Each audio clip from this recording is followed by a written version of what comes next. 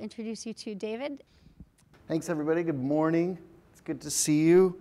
This is going to be the first talk I ever give from my phone rather than a piece of paper, but I don't know about you. At this point, I pretty much hate printing.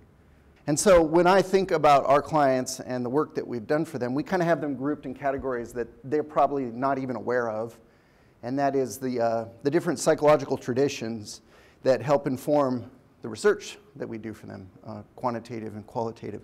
And you know, there's in some ways nothing really fancy there. It's really just making sure that you understand, you know, who your users are, understand basically that they do have differences. There is not a one-size-fits-all, and bringing to bear some of the analytical techniques that were used to derive personality types, to derive user types, making sure you understand what their needs are, finding out whether or not they're really with you when you try to execute on it, you know, and that's basically usability testing, understanding what you've built, and then trying to delight them to the point where, you know, they're going to go out and influence other people.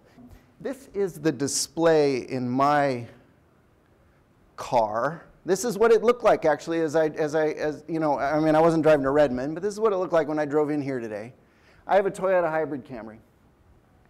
And you know, we're seeing these now, and they're referred to as heads-up displays or infotainment system in cars. Microsoft and Ford are working on one called Sync.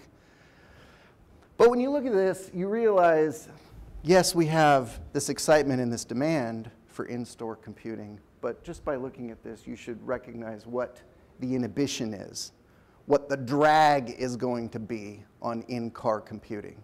If you count, there are fully 33 pieces of information on my display in my car. And that's either icons or numbers or texts on that screen. Well, the problem is that my eyeball is only equipped to actually read a piece of information if I point it such that the light from that icon or element lands on the densest part of my retina called the fovea. This is the only place where I have enough neurons that I have the visual acuity to read. What is augmented reality? One more time, it's just enhancing the 3D experience that you would otherwise be having. You would be enhancing the experience of driving, at least with a little display on your windshield to tell you where to go.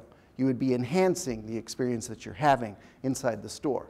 Well, there's two places, the car and the store, have the right users, available power sources, the right demand, and also the money behind it for us to probably make some of the breakthroughs we've been hoping for in augmented reality. The scenario that we've always heard with augmented reality is you put on the Google goggles and you walk down the street and you see what the stores are.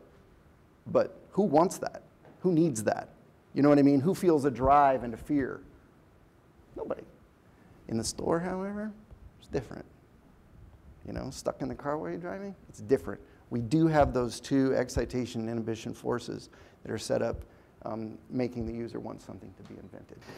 Thanks, guys. Great conversation. I appreciate it. Got to wrap it up there.